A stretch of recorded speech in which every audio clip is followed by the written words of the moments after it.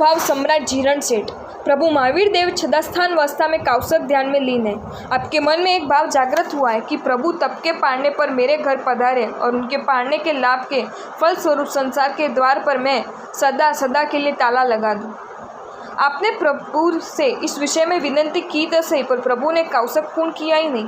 आपको ख्याल आ गया कि प्रभु ने तप को आगे बढ़ाया। आप दूसरे दिन पुनः प्रभु से विनती करने आए, किंतु प्रभु आज भी उस अवस्था में कौसक ध्यान में लीन है।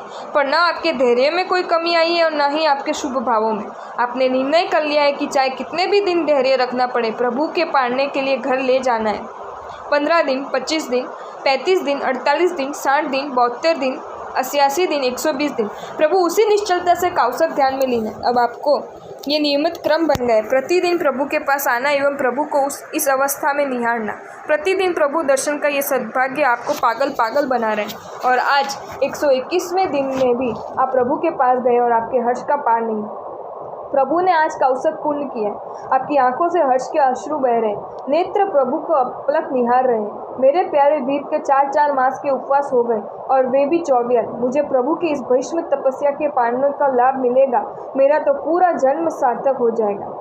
जीरण सेठ, अपने प्रभु को पाने के लिए घर पधारने की विनती की। आपकी ये विनती प्रभु ने सुनी तो सही, पर प्रभु ने न इसका कोई सकारात्मक प्रतिसाद दिया है, न कोई नकारात्मक प्रतिसाद दिया। और प्रभु के मौन को सहमति सूचक मानकर आप घर जाने हेतु निकल पड़े। घर पहुंचते ही पूरी गली में आपने सुवासित जल का छिड़काव किया।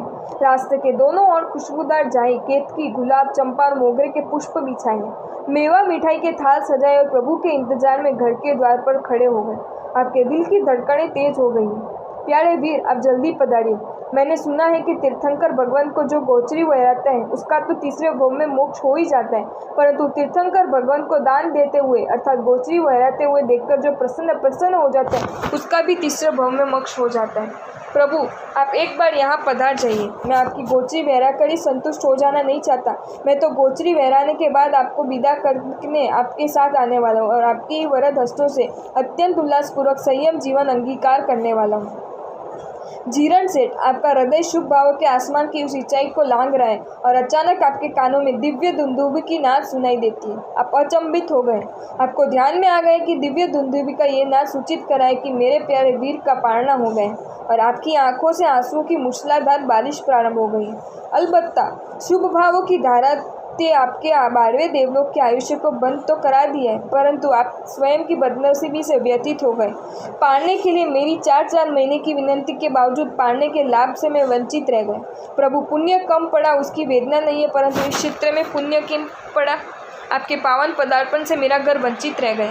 जीरण सेठ, आपकी आंखों से बह रही अश्रु की धारा ने आपको तो धन्य बना ही दिया, उनको भी धन्य बना दिया जिन्होंने उस पल आपको निहारा होगा। अगर आपको ये वीडियो अच्छा लगा हो तो इस वीडियो को लाइक करें और मेरी channel Jain facts and stories को सब्सक्राइब करें। धन्यवाद।